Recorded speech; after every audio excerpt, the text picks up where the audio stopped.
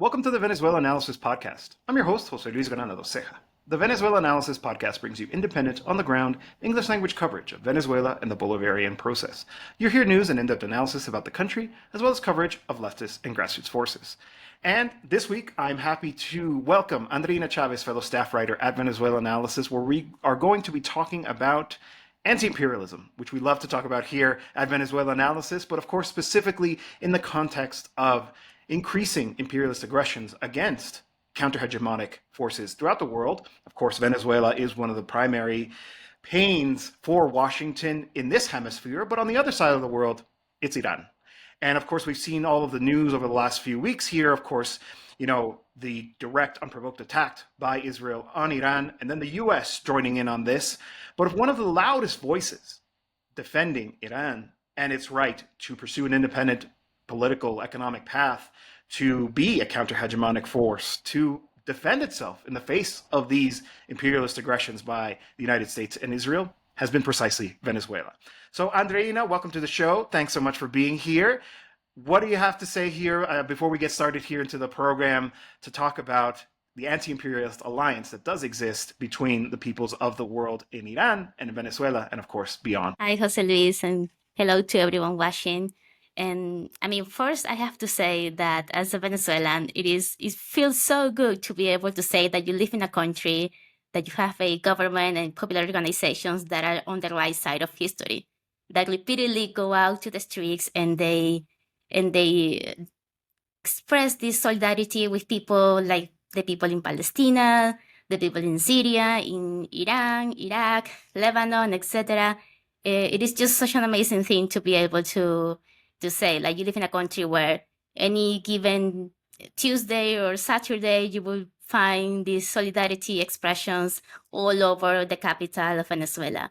And that is quite amazing. And I think as people, I think you and me as anti-imperialists and people who have dedicated their careers to this, it is amazing to be able to live in these countries, right? Mexico and Venezuela, with all of this solidarity. Absolutely. Yeah. So I actually wanted to start precisely with an analysis of how did we get to this point? It's one thing to see the responses, but that didn't just happen overnight. This is a very long-standing relationship. And yes, a lot of it has to do with the fact that in a lot of ways, they're very similar countries. They are targets of Washington's aggression. They have a lot of one particular national resource, which is very important, which has been critical to their dynamics, their insertion into the world capitalist system, and obviously has brought the consequences that we are witnessing today. They are a bulwark against imperialism more broadly in the region. But I think people who are perhaps less familiar with Venezuela or Iran don't appreciate just how far that connection goes. It's not just anti-imperialism, it's not just counter-hegemonic ideology, it's not just oil, but it's actually about a far deeper cultural political relationship. And I'd love it if you could walk us through throughout the years how this developed. Does this predate Chavez? Is this something that came as a result of Chavez's initiatives, and obviously with Maduro now in office as president also following through on that anti-imperialist alliance that does exist? Yeah, certainly the Iran-Venezuela relationship didn't just happen overnight. I think this is something that was cultivated by Hugo Chavez when he came to power in 1999. In fact, I think he one of the first international trips that he made was to Iran, precisely because Iran, it is another oil producer country, and it is another country that has been targeted by U.S. imperialism, precisely because U.S. imperialism wants to control resources in the Middle East. So Chavez had this initiative that we're going to support the Iran people, we're going to support the Iran sovereignty, their right to control their own resources and to have the political system that they want. They were going to support Iran's right to have a nuclear technology, and this is something that is from the early 2000s. We have to remember that for all of this talk about Iran having nuclear technology, people usually forget that the countries that are actually nuclear powers are Israel and the United States. And nobody is ever condemning them for having these nuclear programs, these nuclear weapons. And Iran has always been very clear that they have nuclear technology because it's necessary to have it for peaceful and for advancement, for development. And also because let's be honest here, I mean, when you are in the middle of a region that is being constantly attacked by the United States, you need to have some sort of guarantee that you're not going to be completely destroyed by these nuclear powers. So Chavez forged this amazing solidarity in cooperation relationship in energy, in trade, in security with Iran. And then when Nicolas Maduro came to power, he very logically continued this relationship. For example, we have seen that in 2020, they signed a 20-year cooperation agreement, which means that we have cooperation with Iran for 20 long years. And that involves everything from oil to energy to security to trade to cultural exchange. Something that has been very wonderful in Venezuela, it is seeing this cultural exchange with Iran. We have seen Iran being invited to these book fairs. We have seen Iranian movies in Venezuelan theaters. We have seen Iranian plays in Venezuelan theaters. We have been able to listen to Iranian people coming here and have these cultural presentations. So it is a deep relationship that has been forged over the years and that is deeply rooted in this dialogue between us, this dialogue between the Iranian people and the Venezuelan people, to understand that we are one and the same, that we have a shared common enemy, which is US imperialism, and that has been the root of the relationship between us. Of course, there's a recent article that we published on BA by Roger Harris. You probably read it, and he explains in a good way that of course Iran and Venezuela also have the first and the third largest oil resource in the world, and on top of that, they have governments and political systems that believe in sovereignty over these natural resources. They believe in taking control of their own natural resources for the well-being of their people. That, of course, makes both Iran and Venezuela the target of US imperialism. Iran and Venezuela have been targeted by US sanctions, both of them. And what happened? What happened is amazing, because one of the key aspects of the relationship between Iran and Venezuela has been precisely helping each other, trying to circumvent US sanctions. And there's a magnificent example that I think most people will remember, something that happened in July 2020. Venezuela was having this fuel crisis, like we have fuel shortages because US sanctions completely destroy our refineries, our oil industry. And Iran was sending these tankers, these fuel shipments to Venezuela, precisely to help Venezuela with this fuel supply. And there's something that happened back then, that the US intercepted 4 Iranian tankers and they stole the fuel cargo, and they announced it like such a huge victory, like they did something wonderful. And to this day, I didn't see an international reaction to that. I didn't see people condemning the fact that the US intersected Iranian targets in international waters, and they stole the cargo. They stole the fuel cargo that was aimed for the Venezuelan people who were struggling to survive, because we were having these fuel shortages, these food shortages, and all of these problems because of US sanctions. So I think that's a huge, immense show of solidarity of Iran to Venezuela. You also have to remember that it has been Iran who has been sending technicians, financial support, spare parts, and all kinds of help, of assistance to help Venezuela rebuild its refineries, to help Venezuela revive fuel production. And this all speaks of how good the relationship that Chavez and Maduro built between Iran and Venezuela, that we see this immense solidarity between our people. So if you think about this history and you think about this context of everything Iran has been helping Venezuela to evade US sanctions, it is very logical to realize that, of course, Venezuela has been one of the first countries to support Iran during this 12-day conflict with Israel. Venezuela has been one of the first countries to say Iran has a right to defend itself. President Nicolas Maduro very clearly denounced that this is an imperialist war that is being waged by the United States and by Israel against Iran, against the Palestinian people, against Syria, Lebanon, Iraq, with the aim to control the resources of this territory, with the aim to establish another US colony in the Middle East. So I think this clarity, this moral clarity that both Iran and Venezuela have been showing in this context of rampant US fascism and imperialism, It is precisely because this country has been going through so many hardships in the past decades because of US sanctions, and they have realized that helping each other is actually saves lives. I mean, I have no doubt in my mind that a lot of what Iran did for Venezuela when it came to between 2017 and 2020 really helped Venezuela stay afloat during the worst times of the crisis.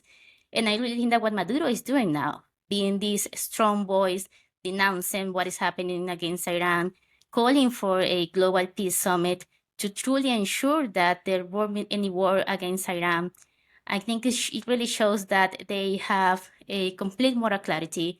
They understand exactly what is happening right now. And there's a part of me that also believes that there's a new world that is emerging, right? The new multipolar world that everybody is hoping for and that we are seeing being created every day. And I really believe that the relationship between Iran and Venezuela, it is one that is going to inspire this new world, this type of solidarity, this type of cooperation, of mutual benefit cooperation. It is something that is really going to be a blueprint for the new world that we want, this new multipolar world that we all want. I wanted to pick up on what you said about moral clarity in these moments. I've taken to calling this a world historic moment, which is, for those who are unfamiliar with the term, it basically implies that what happens now will have reverberations for the years and decades to come.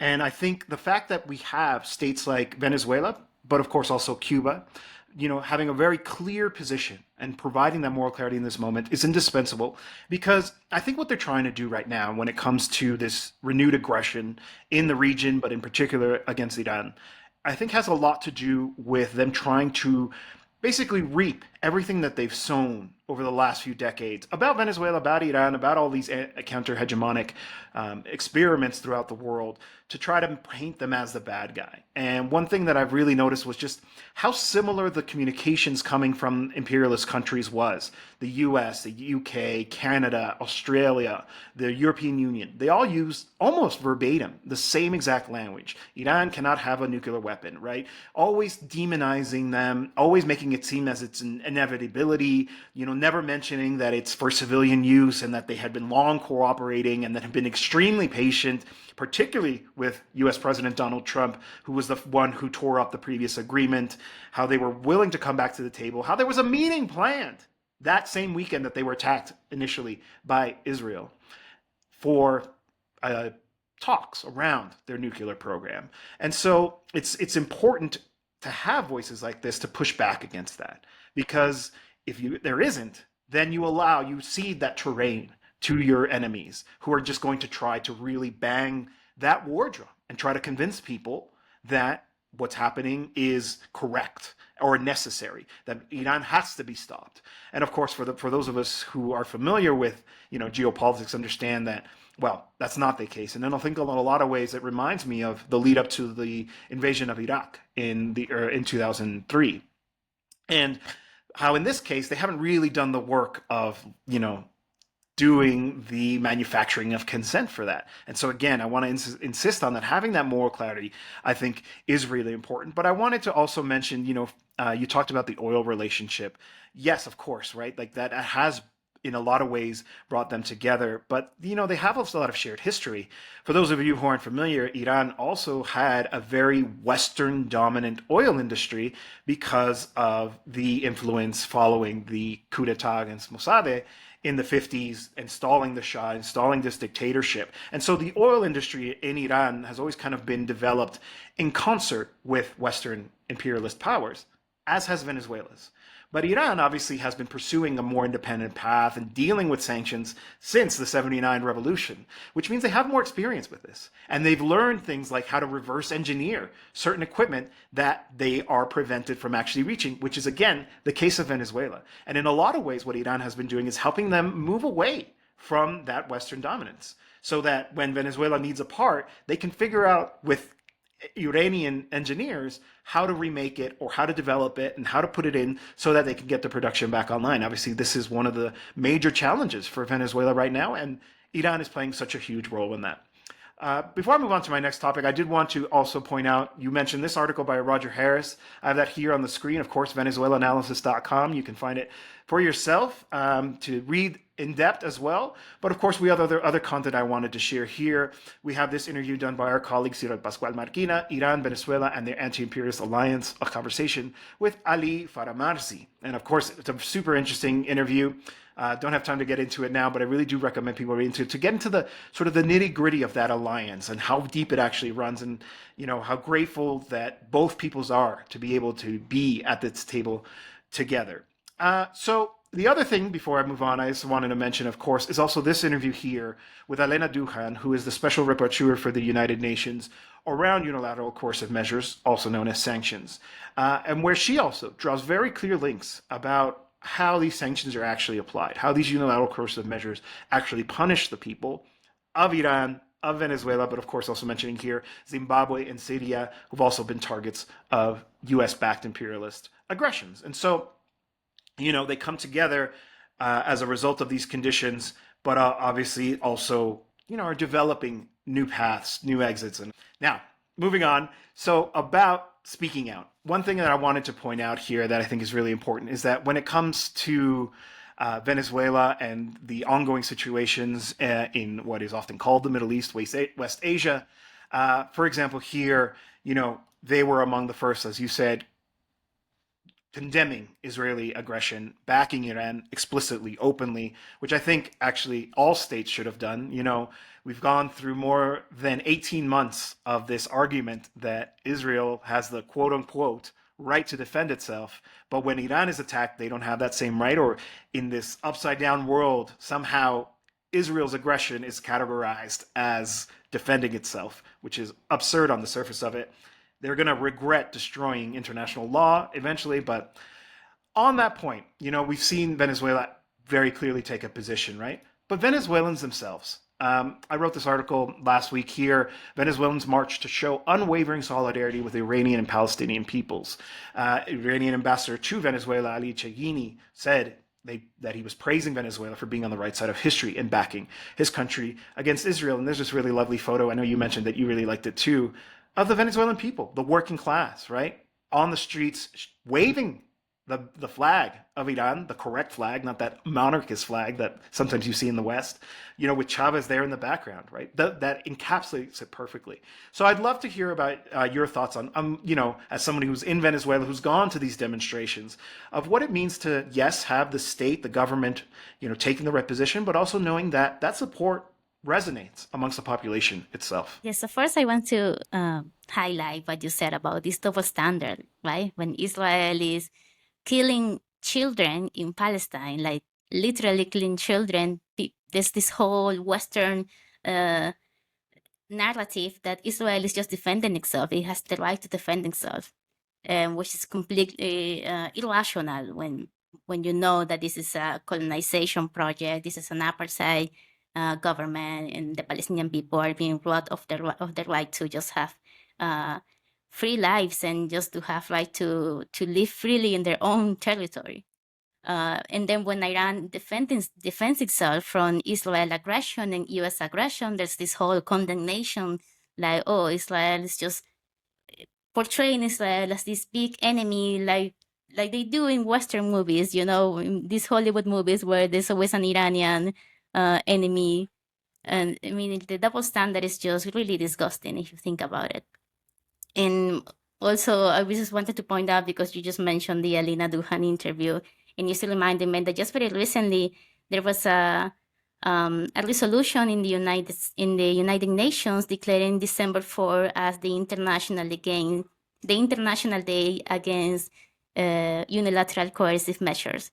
So, and this was a proposal that was put forward by Venezuela and the Friends group of the UN Charter.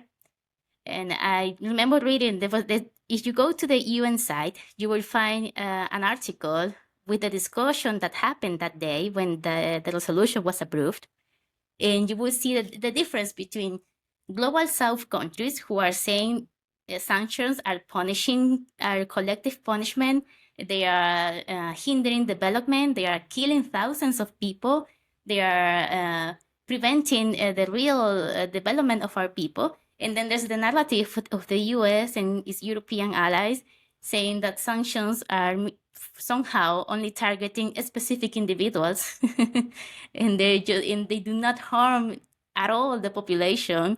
And it's very interesting to just sort of see like this narrative play out in the United Nations of people of the global south saying you are killing us with your sanctions. In the US and Europe say, oh no, but just targeting your politicians, you're fine. And of course, I think it's really interesting to read it because this is how you understand how the world is divided.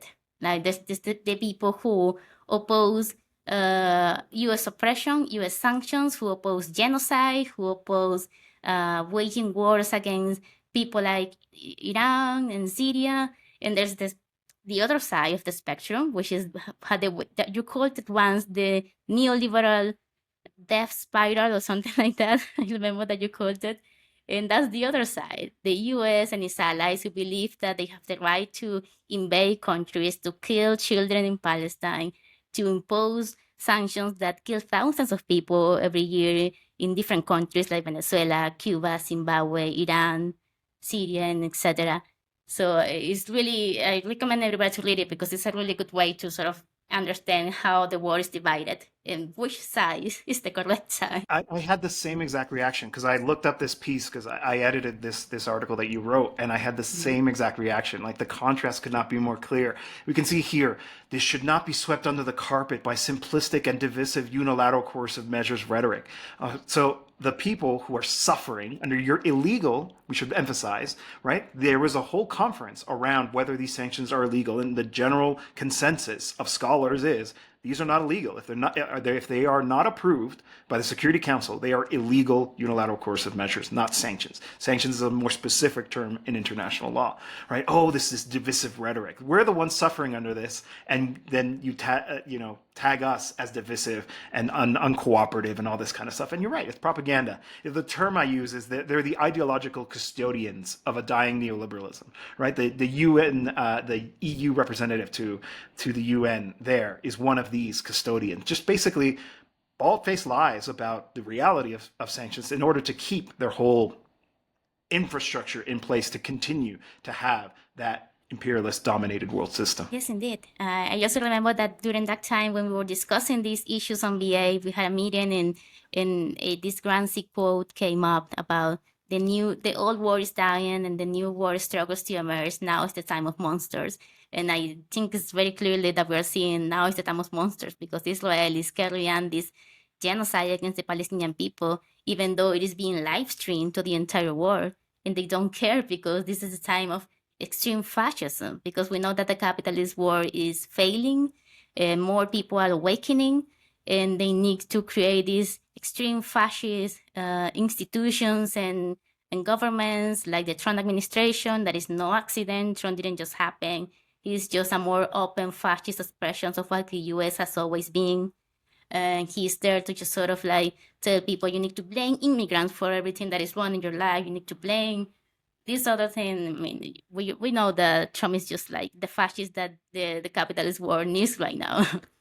But going back to your question, what you were asking about why you see working class Venezuelans going to the streets to demonstrate solidarity with the Palestinian people, with the Iranian people.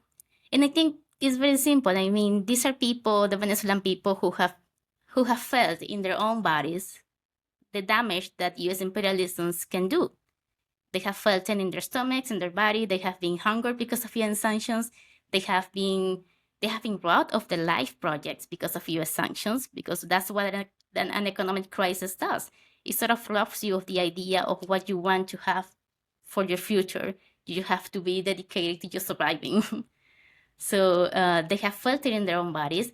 They have also seen how Venezuelan migrants in the United States have been treated. They have seen how 252 or 253 Venezuelan men were sent to El Salvador for what it seems like a lifetime sentence without having any due process, without having any trial that accuses us of anything. So they have seen how US imperialism actually punishes civilians and innocent people with the aim of having this political control over another nation. And they can see that in Iran. They can see the same narrative that has been used against Venezuela. They can see it happening against Iran. So it's logical that working class people say, okay, so the Iranian people are also just like me. They're also people who are just trying to have a sovereign nation that want to be able to elect their own political system. They want to be able to live freely. They want to be able to not go through all of these hardships just because the United States imposes all of these restrictions, all of these unilateral illegal measures against you. And they can see that. I think that's very easy. People underestimate how well the working class can identify the hardships that they go through, and they can identify that they have a common enemy. It is true that sometimes people believe that, the working class, they are just so they just focus on surviving and nothing else. They don't care about anything else but surviving. That's not true. I've seen people who went to marches and demonstrations solidarity with Palestine in times when Venezuela was also going through really horrible crisis.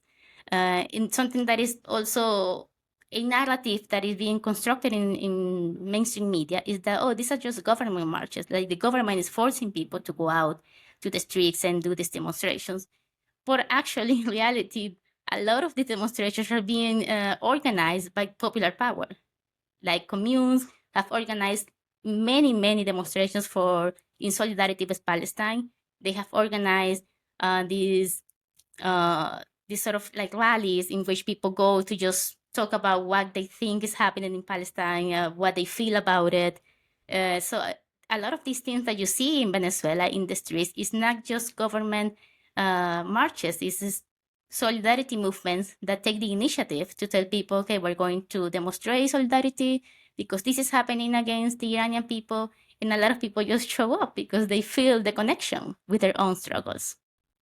It's been so inspiring, definitely here in Mexico, to see that as well. I think it's probably, arguably, the most sincere expression of solidarity, of understanding that this crime that is being perpetrated on the other side of the world is part of that broader system that is also making our lives more challenging, our lives more difficult. And it's not just like a sense of, oh, we don't want what's been done to us to other people, but of a shared humanity that beyond all else, this kind of authority self-assigned that imperialism has to conduct all of these aggressions throughout the world, while then also, shaming other countries and criticizing, their human rights record, I think is so critical to expose on the streets, not just in the halls of power, but on the streets, as we've seen in Venezuela. So before we wrap up today, I think it's also important to kind of look to the future. So we've had, look at how we got to this point. We understand that these are deeply held convictions, not just by state representatives, but by the people themselves. But what happens next? Because while there is a ceasefire in place right now between Israel and Iran, we obviously know that Israel is continuing its genocidal campaign in Gaza. Just this morning, we're recording today on June 28th, I saw this video from this so-called humanitarian organization that is so allegedly distributing aid, right? Saying, oh, it's all propaganda.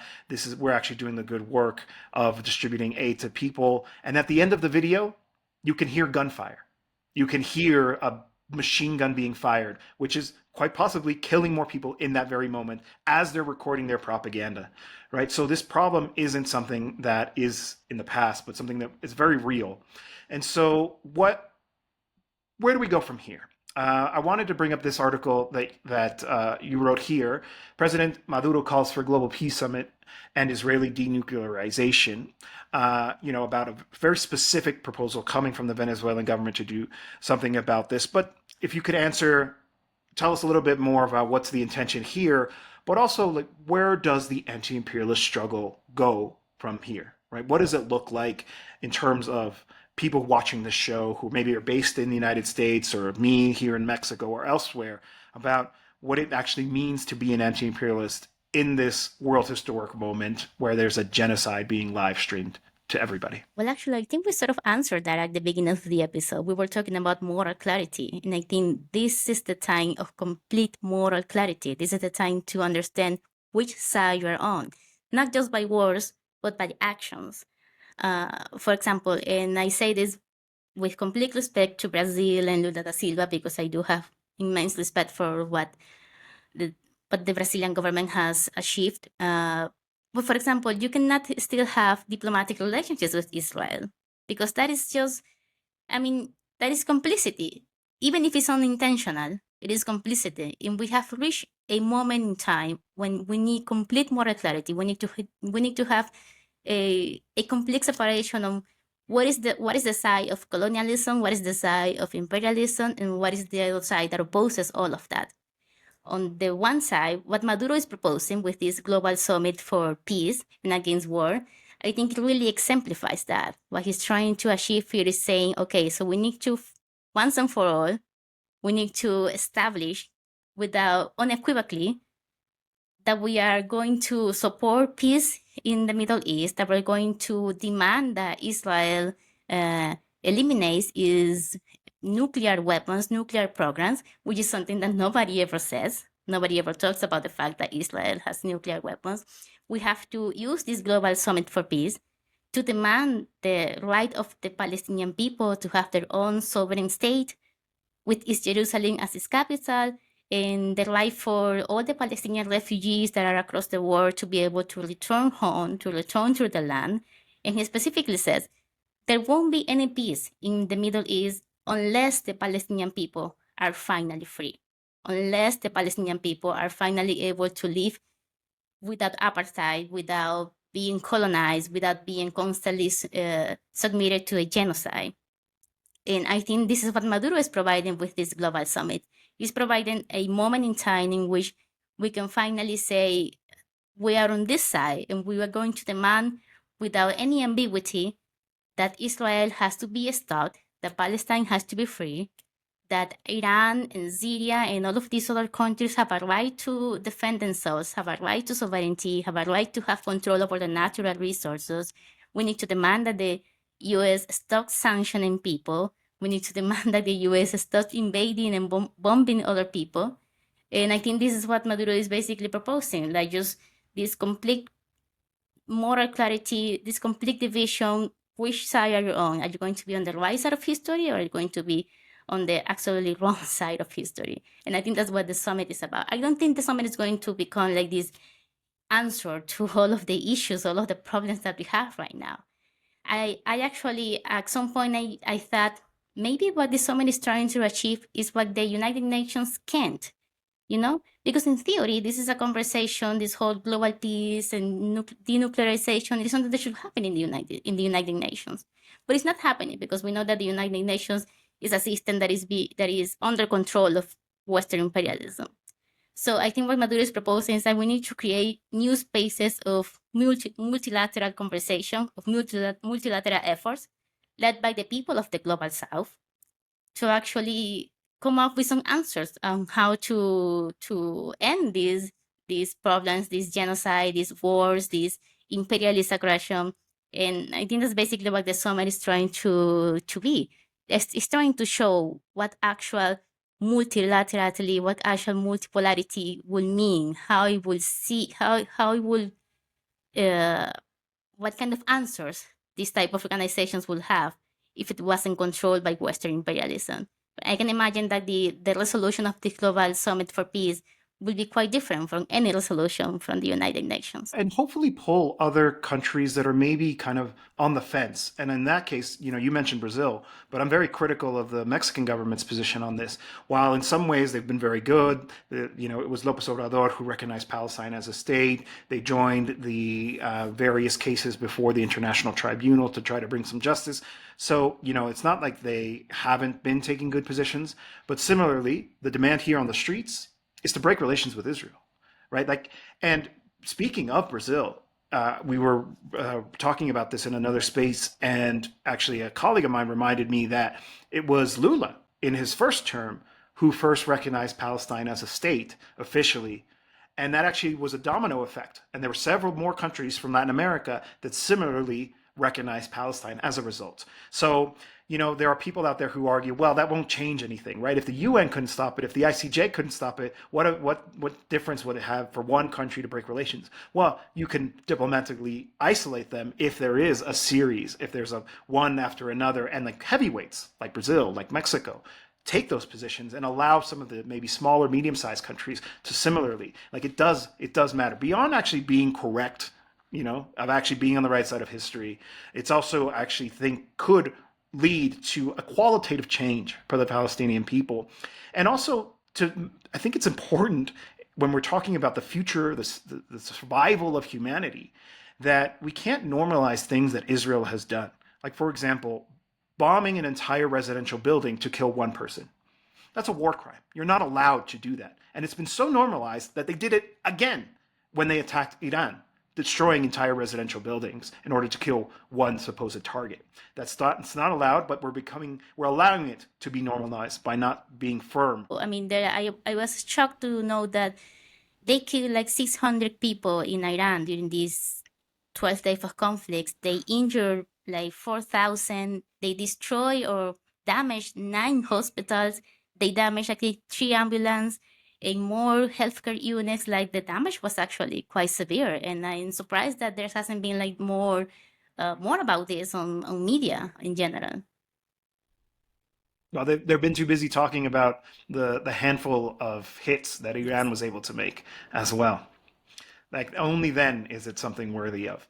But I wanted to bring up an older column from you, but I think it's actually relevant here, which is this one here, where you made the argument we shouldn't sell oil to the United States. We've actually talked about this before. It's from a couple of years now, but I think this is an appropriate time to bring it in because I do think that this is yet another demand that we can make. The United States may have some kind of energy independence, but this would harm them if there was actually the possibility, like we saw in the 70s during the oil embargo against the United States. When the countries come together, you can actually really twist their arm. They're not all powerful as they like to pretend to be. I mean, yes, indeed. I remember when I wrote that column, I do remember having some backlash because people were saying like that's impossible. Venezuela depends on selling oil to the United States for its economy.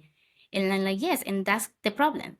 Depending from the United States to have like this revenue because of the oil sales is a problem because this is why US sanctions were so harsh on us. This is why they were able to really hit the population and to create this huge economic crisis. So we need to not depend of the United States.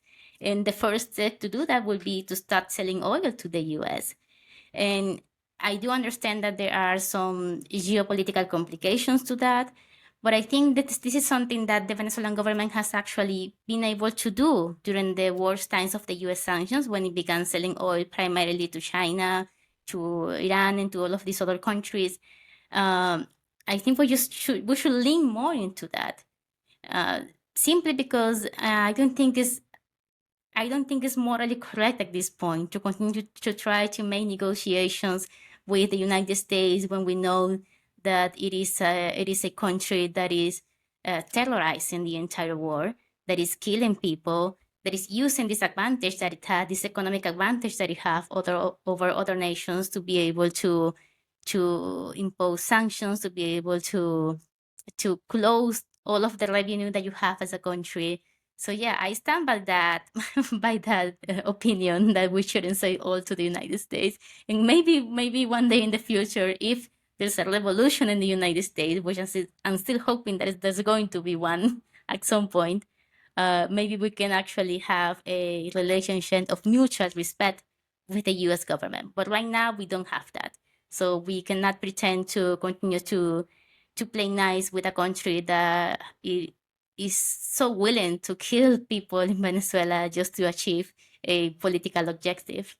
I wanted to have a final reflection on anti-imperialism And I know in socialist circles, it's very much understood that you really can't be a socialist, a communist, without being an anti-imperialist because of how there is a value transfer from the global south to the north, and that to only concentrate on conditions inside of the belly of the beast would actually be detrimental to the global working class struggle. But I wanted to emphasize that because we're actually, I think, in a lot of ways seeing a shift. It was extraordinary to see the protests against ICE in Los Angeles, for example, or Chicago, New York, where there's a lot of grassroots organizing, together with Palestinian flags, with Iranian representatives as well, of understanding that these things aren't separated from each other, right? The oppression that the working class suffers inside of the United States is obviously linked to the global capitalist system, which is what allows for this kinds of crimes to continue, and to be actually be able to kind of point to it specifically and say, it's not that I'm just against, imperialist aggressions. I'm not just opposing war, but I understand how the integral role that imperialism plays in maintaining the system, in subjugating other countries that don't align or an attempt to try to crush them, the way that they've done specifically in these two cases of Venezuela and Iran. I think there are still some out there who are perhaps concerned about how strongly they should voice their solidarity with Iran in these moments because of their ideological differences with the regime that's in power there. Now, I don't actually think that that is our place. I think as people who are outside of that, it is up for Iranians to decide what kind of system that is, respect for their sovereignty and respect for the Iranian people specifically. But the other thing I would say is understanding that, if Iran is set back, if it is defeated to go to an extreme by Israel, that's a setback for the world working class, because Israel is the outpost for imperialism in that region, and they will come out of this stronger. And that is not good news for anybody who is interested in a peaceful coexistence, who's interested in a different way of organizing our economy, who's tired of seeing a tiny, tiny fraction of the population enrich themselves on the backs of our labor, right? This is important if you are a socialist, a communist, to understand that whatever differences you may have ideologically with the vision of the people who are running Iran is irrelevant. What we're talking about is targeting, weakening, perhaps eventually defeating our political enemies, not adversaries, but enemies, the people who carry out genocides, who bomb residential buildings, who bomb hospitals. The enemies of humanity. Exactly. That is the whole point. And it's not about just political ideologies. At this point, we have the enemies of humanity, and then we have the people who just really want to live. So that's the moral clarity that we need. And I do believe that the protests in the United States have been wonderful, and I think it shows that the whole narrative that has been built inside U.S. society, that somehow they are apart from all of that is happening outside, all of the wars and the sanctions and the suffering that is outside, that is apart from them. I think the narrative is finally collapsing, and they're realizing that fascism is exported, but at some point it's also going to come inside the house. And that's what is happening right now. That's what is happening with this persecution of immigrants, with the persecution of people who protest in favor of Palestine. And they're finally seeing that at the end of the day, they're going to be as much as victims of US fascism as the rest of the world. And I think it makes complete sense that the people who bring down imperialism are precisely the ones that live in the belly of the beast. And as I said in other spaces, we're cheering you on. It is encouraging to see that resistance in the streets of the United States. Not that there hasn't been, but in these moments, I think it's more important than ever. Andreína, thank you so much for this conversation. This was really enriching, and I think I'm really grateful to have this opportunity to have these kinds of exchanges on these terms about these countries, which, to be honest, it's rare that you can find it anywhere else. And of course, you can always find our news analysis, interviews, opinion columns, and the podcast on VenezuelaAnalysis.com. Be sure to visit us and, of course, support us if you can. But if you can't, give us a like, share with your friends. It really helps us out. Andreína, any last words from you before we say goodbye? Oh, no, just continue fighting on the right side of history, please. Everyone from the United States to Venezuela, Palestine, Iran, everywhere in the world. Thank you for having me. Thank you so much. We'll see you next time.